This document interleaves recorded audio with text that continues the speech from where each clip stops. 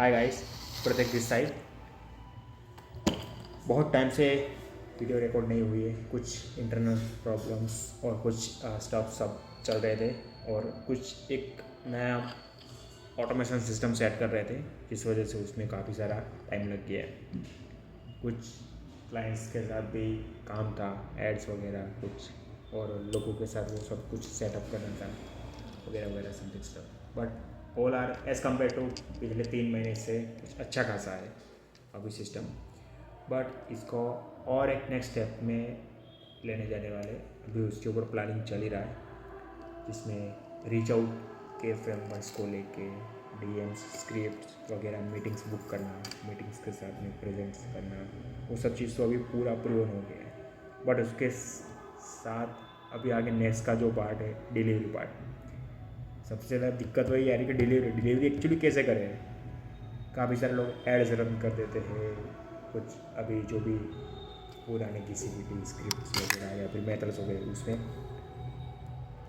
Ads creative हो गए, उनका जो एग्जिस्टिंग वीडियोस हो गए वो लगा के डाल देते हैं। बट उनमें जो रिजल्ट है एज़ कम्पेयर टू वो रिजल्ट नहीं आ रहे। लोगों को दिक्कत वही हो रही है कि डिलीवरी नहीं कर पा रहे।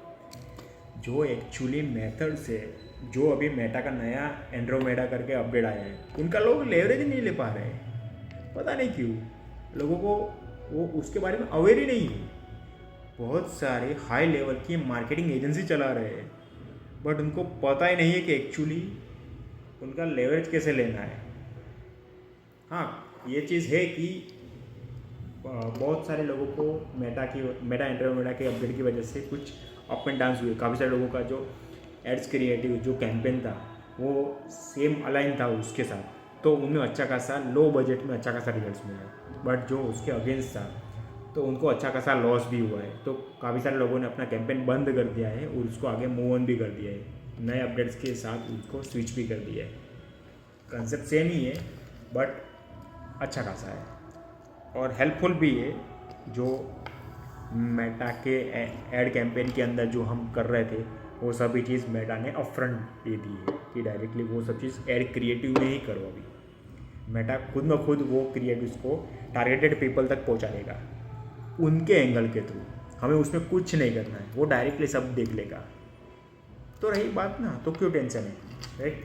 जस्ट तो वो पार्ट। एक और दूसरा ने रेडिट के अंदर मैसेज क्राफ्टिंग करके एंड यूजर तक को डिलीवर करना, वो भी एक पार्ट है। वो भी पैरेलल चल रहा है, जिसके अंदर हमारे जो आइडियल क्लाइंट है वो कहाँ पे हैंग आउट कर रहे हैं। तो जो भी सब रेडिट्स है, तो सब रेडिट्स में उनको जाके पर्टिकुलरली मैसेज करना या फिर उनको कमेंट्स करना, नए नए पोस्ट डालना, एजुकेशन पोस्ट डालना कि आप मतलब बिजनेस फंडिंग में ये प्रॉब्लम आ रही है, क्रेडिट कार्ड में ये इशू आ रहे हैं, तो उसके सामने ये सॉल्यूशन है और हमने ये लोगों को डिलीवरी दे चुके हैं वगैरह वगैरह। जो भी स्टॉप्स लोग लाइव अभी फेस कर रहे हैं उनको लेकर रैप करके डिलीवर करना, दैट्स इट। और उसमें जो भी लोग आगे एंगेज करके जा रहे, वन वन कर रहे हैं, उनको आगे मूव ऑन करना, एक द पार्ट है।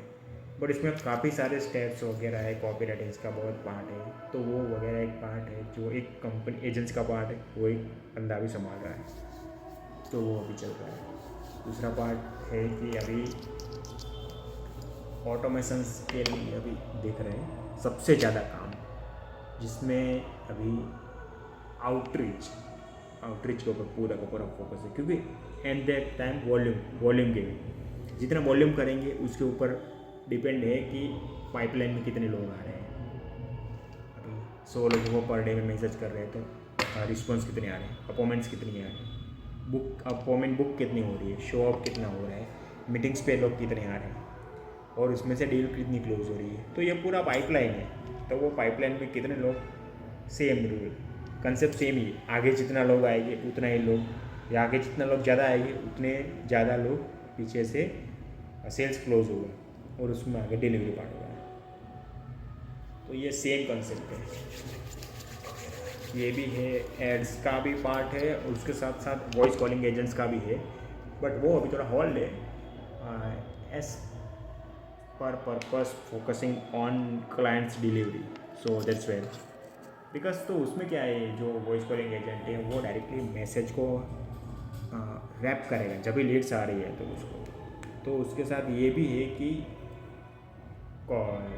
यूएस के अंदर तो ये थोड़ा प्रॉब्लम है कि आउटबाउंड कॉल एआई कॉलिंग, तो उसके अंदर ये है कि उसके सामने जो कॉलिंग पार्ट है, जो भी कॉलिंग अपॉइंटमेंट सेटर है, तो उसके साथ ये चल रहा है कि जैसे लीड्स आ रही है तो उनको डायरेक्टली कॉल करें और अपॉइंटमेंट बुक करें, और वही पर्सन उनको डायरेक्टली मैसेज में कम्युनिकेट करे, या this person are you looking for this and this kind of services you get, and उसमें क्या क्या हो सकता है उसको बेटर गाइड करें, बेटर, क्योंकि लाइक जब भी कोई पर्सन एड्स देखता है और उसमें वो क्लिक करके वो आगे मूव ऑन कर रहा है, तो ये क्लियर है कि उनको कुछ ना कुछ चाहिए, उनको कुछ ना कुछ रिक्वायरमेंट है, बट उनके सामने ये है कि उनको जितना जल्दी डिलीवरी करेंगे या फिर जितना जल्दी उनके साथ कम्युनिकेट करेंगे तो वो पर्सन हमको उतनी जल्दी अपने जो भी रिक्वायरमेंट है या फिर उनकी जो भी क्वेरी है तो आगे मूव ऑन करने के लिए वो रेडी हो जाएगा। जितना देरी करेंगे तो वो बंदा उतना लेट आएगा। तो जैसे उन्हें कम्युनिकेट कर दिया, जैसे अपना लीड्स फॉर्म सबमिट किया, तो उनको directly instantly with in minutes में कॉल करेंगे डायरेक्टली, ओके क्या आपका क्या है अभी स्टेटस क्या है, और आपने अभी लीड फॉर्म दिया था, congratulation for this kind of. और जैसे वो पर्सन मूव ऑन कर रहा है आगे के लिए, तो वहाँ से वो डायरेक्टली जो भी अपनी पाइपलाइन है वो पाइपलाइन उनको कट करके डायरेक्टली उनको अपॉइंटमेंट बुक वाले सेक्शन में डाल देगा।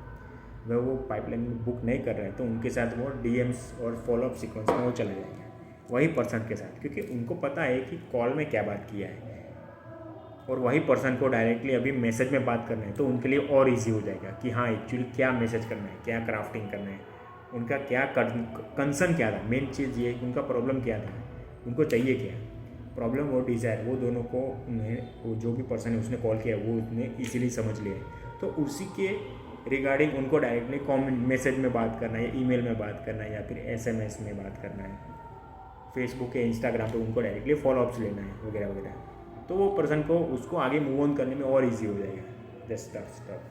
That's some stuff we are building in our agency, so that's of this guys, so yeah see you in the next video.